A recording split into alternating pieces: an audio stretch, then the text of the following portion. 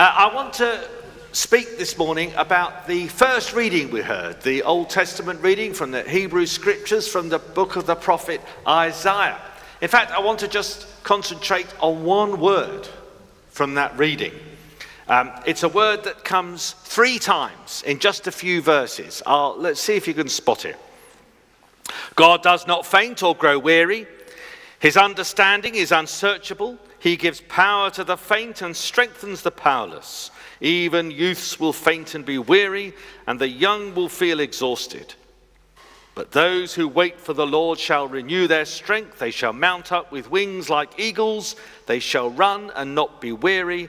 They shall walk and not faint. Did you hear it? The word that comes 3 times. Weary. I think there are at least 2 different kinds of weariness. The first is the weariness you feel after a long hike, and that's cured by a bath and a hot cup of tea and an early night. That's a nice kind of weariness. Then there's another kind which isn't so pleasant. It's the weariness that comes after being ground down, worn down by years of difficulty, tired out by events that have dragged on. I heard this week that the Hebrew word that's used in this passage comes from the Hebrew verb to grasp. As in to grasp something so tightly, to hold on to something for so long that it becomes exhausting. We might call this white knuckling, trying to keep everything together when life gets complicated by grasping tight to things, by holding on tight. I once went for a cold winter walk in the north of England in a famous part of the country, a beautiful part called the Lake District. There's a very famous high ridge there called Striding Edge, which is very narrow. When I did it, there was absolutely no striding involved because I'm not really comfortable with heights. So I shuffled along Striding Edge, holding very tight to the rock. So I was bent over, holding the rock as I went along. And I got to the end, and I thought, oh, my fingers are very cold. And I looked at the gloves that I'd been wearing, and I'd been holding on so tightly that there were all my fingertips were exposed. I'd ruined a brand new pair of gloves just by holding on so tightly to the rocks. And that's exhausting, that kind of clinging on. We can only white knuckle it for so long. It soon makes us very weary. If we go through life holding tightly to things, we very soon get exhausted. Isaiah was writing to the people of Israel when they were similarly worn down, exhausted, and weary.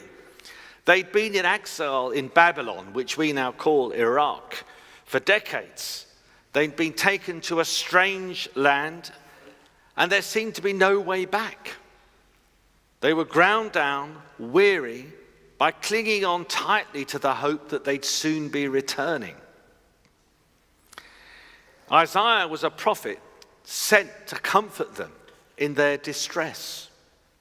And in this passage, he enters into a kind of dialogue, although it's not exactly clear who he's dialoguing with. But he begins the passage, he begins the dialogue by saying, have you not seen? Have you not heard? It's not clear who the you is. It could be the exiles, could be a particular person, could be one of us who's feeling weary and ground down by the circumstances that we're facing. Whoever the you is, I think it's good to pay attention to the words of the prophet here and see what they have to say to us. He begins with this rhetorical question. Have you not seen? Have you not known?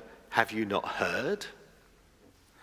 He asks this knowing full well that the hearer has heard of God, does know of his activities, his involvement in history, the beauty and wonder of his creation.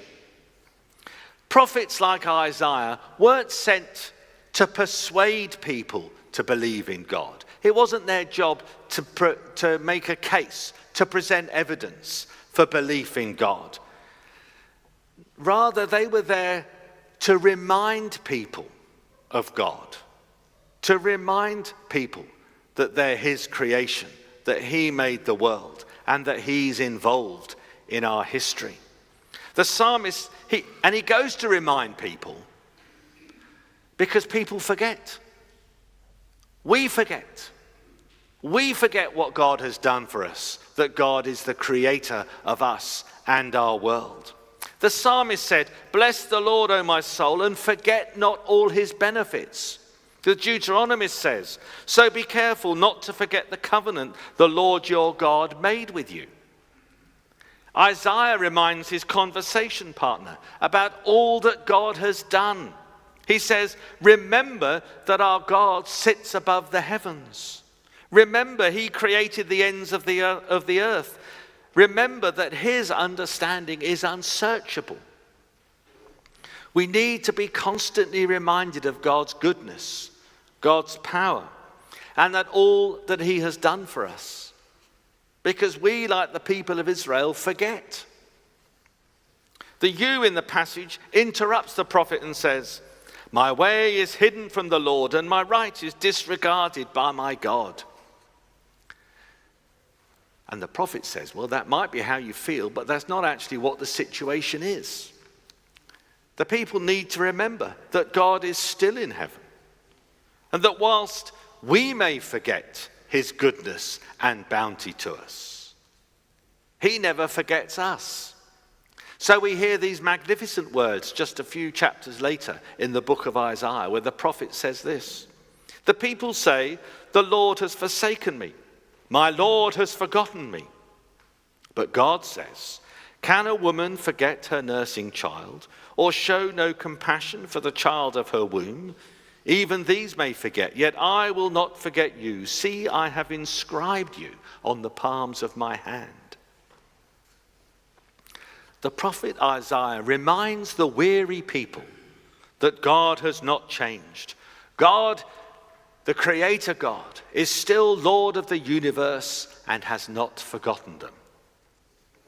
So he encourages the people to lift up your eyes and see. Lift up your eyes. Don't look down and be discouraged. Lift up your eyes to God and praise.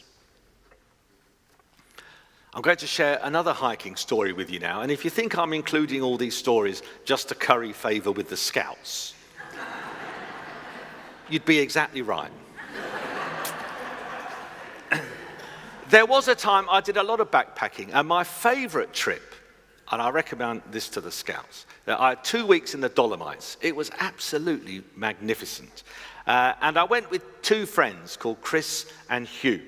And on the first day, we were going up this mountain, and we came to a stream. It was a stream. I'm not going to say it was a river. It was a stream. But it was very, very fast flowing. And me and Chris saw some rocks there and hopped over and carried on. Well, we went quite a long way before we realized that Hugh wasn't with us. So we turned round, looked down the mountain, and Hugh was there looking into this stream. He got so fixated by how fast it was flowing that he couldn't bring himself to hop across. He didn't look to the other side and think, well, if I go there, and I'm across. He just got caught up with how fast it was flowing. He needed to lift up his eyes and look at the other bank, and he would have realized that it wasn't too hard to cross. When we're weary, let's lift up our eyes and see. And in so doing, we might remember all that God has done for us. We might look again at the beauty of his creation and see what's revealed in the beauty around us. We might see what he's doing in our midst, in our own lives. So Isaiah encourages us to remember.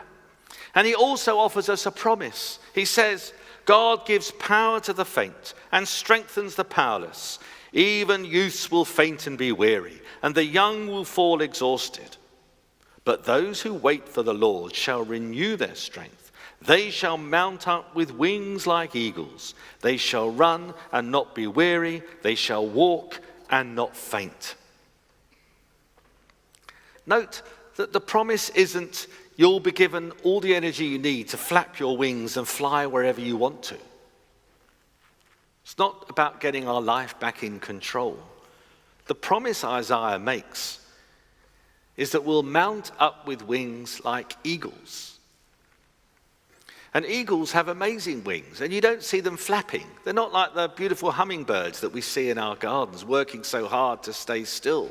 The eagle rises and floats and on the thermal winds and doesn't move their wings at all.